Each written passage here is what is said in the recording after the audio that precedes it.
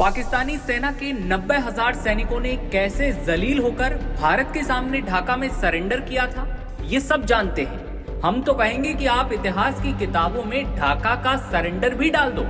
आपकी आने वाली 10 नस्लें ताकि पढ़ सकेंगी कि आपके साथ क्या हुआ था, आपके हथियार और पतलून ढाका में क्यों टंगे हुए हैं।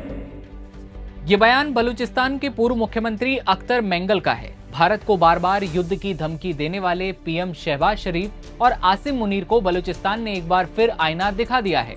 बलूचिस्तान के पूर्व मुख्यमंत्री अख्तर मेंगल ने पाकिस्तान की सेना और हुक्मरानों की सबसे दुखती रग पर हाथ रख दिया। बलूचिस्तान में आम लोगों को गायब किए जाने और मानवाधिकारों के उल्लंघन के बाद पाकिस्तानी सेना पर पूर्व मुख्यमंत्री मेंगल भड़के हैं।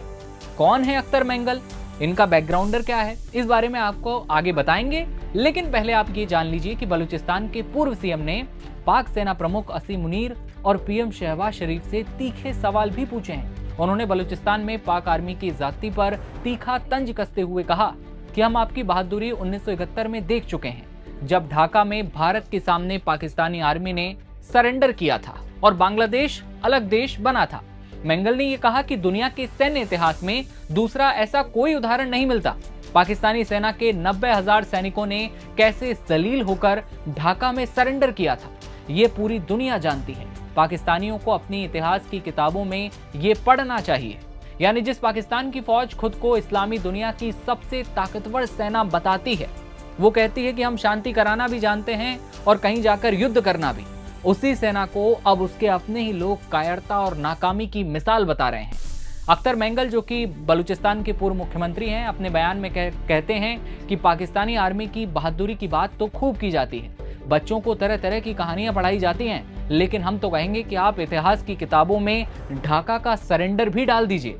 आपकी आने वाली 10 नस्लें पढ़ सकेंगी कि आपके साथ हुआ क्या था, आपके हथियार और पतलून ढाका में क्यों टंगे हुए हैं। अब आपको बताते हैं कौन है अख्तर मेंगल, जो पाकिस्तान को भड़का रहे हैं।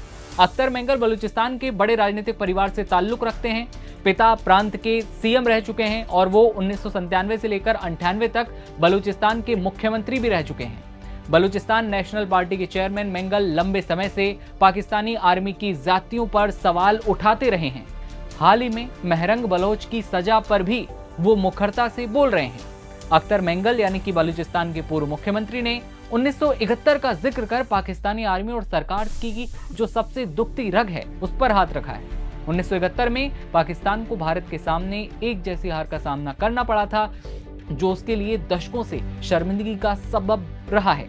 ऐसे अपने मेंगल का ये हमला निश्चित ही आसिम मुनीर और शहबाज शरीफ को बुरी तरह से चुभेगा। अख्तर मेंगल ने 1971 का जिक्र कर पाकिस्तानी आर्मी और सरकार की सबसे जो दुखती रग पर हाथ रखा है, उसके बाद अब उनके जो मंत्री हैं, शहबाज शरीफ के जो मंत्री हैं, उनके बयान भी अब सोशल मीडिया पर सामने आ रहे हैं। हालांकि इनकी पुष्टि अब तक नहीं हो पा रही है। 1971 की बात बार बार जो है अख्तर मेंगल कर रहे हैं। 1971 में पाकिस्तान को भारत के सामने जिस हार का सामना करना पड़ा था, दशकों तक उस शर्मिंदगी की बात जो है यहाँ पर हो रही है।